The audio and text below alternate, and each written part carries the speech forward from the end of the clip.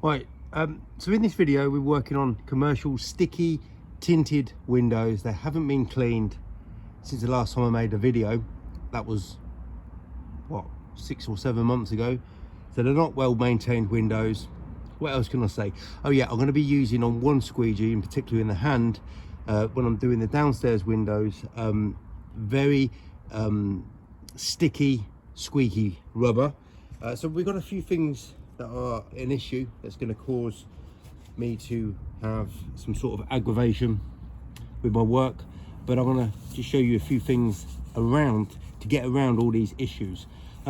Last but not least, I'm going to be using the liquidator, and as these are commercial windows, if you listen to some window cleaners on YouTube say that you can't use liquidators on commercial buildings or commercial windows, then that's something else that's going against me. But because I don't work like other window cleaners, I do literally the opposite to what other window cleaners suggest you do and actually say what you should do. I should be absolutely fine.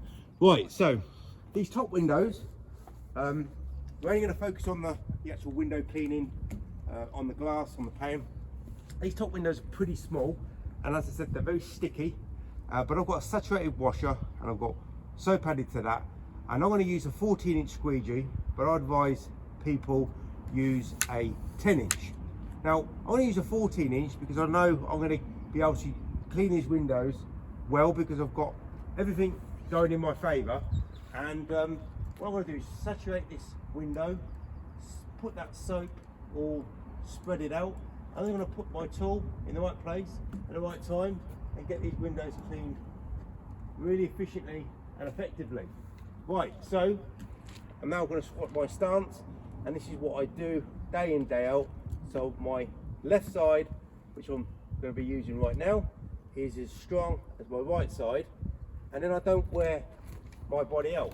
So all I'm doing is putting my tool in the right place at the right time, and I'm going in the same, well, one place once, and that's it, because I've got this saturated solution.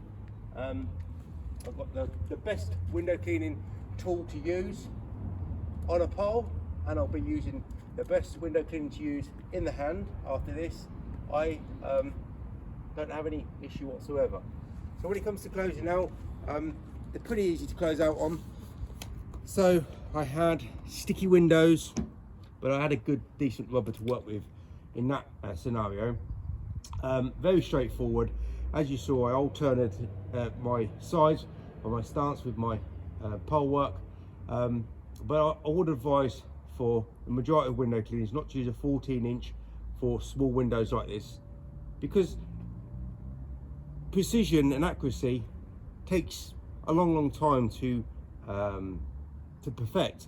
And if you've got a smaller squeegee, you can navigate more. If you make a mistake, you can, maneuver around and fix those mistakes. So a smaller size squeegee than what I use will be more recommended. But what I'm trying to say in this video is I'm having problems, but as you see, I don't have any problems. Do you know what I mean? Because I work around those problems. I evolve and adapt. So the problems are pretty much non-existent. Right, so the problem that one particular window cleaner asked me was, when it comes to using the squeegee in the hand, he has problems on his turns.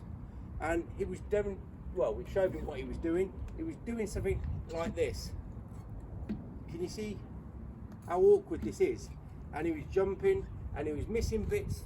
So missed a bit properly on purpose to show you that when you're working with very tight turns, and he wasn't using liquidators, you can hear the squeegee rubber squeaking and jumping on this high friction window. And first time I cleaned it was dirty.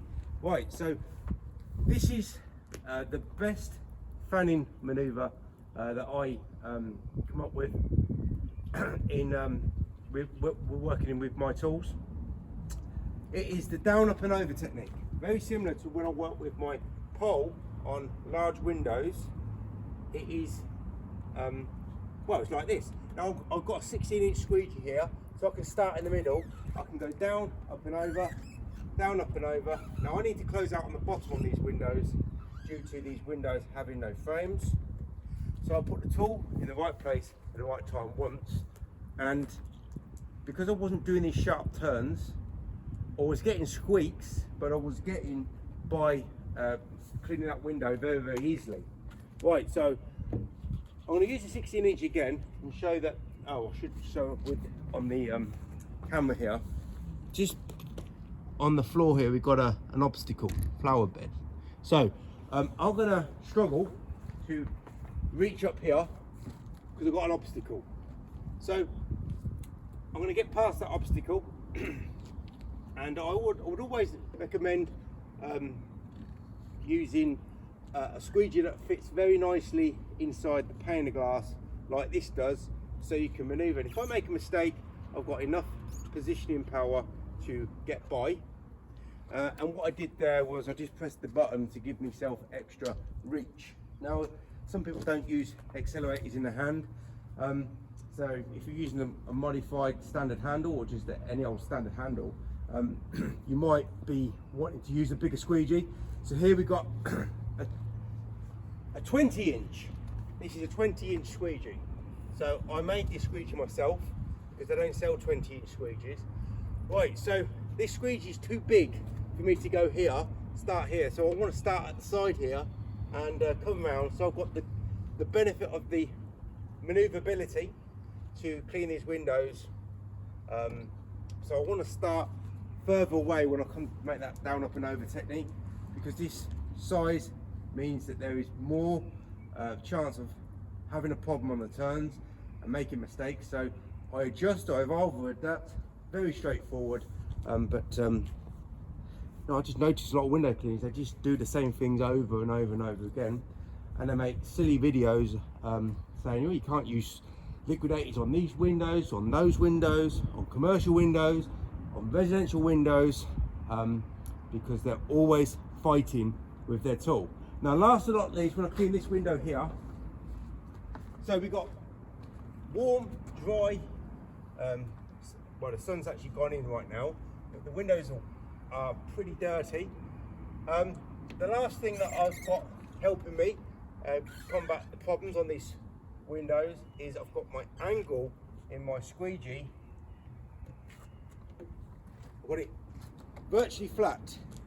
Most of the time I'm working at that sort of degree. Very rarely these days I work in 25, unless I've got to work up high, so it's pretty much there, or when I'm bending down low, it's like that.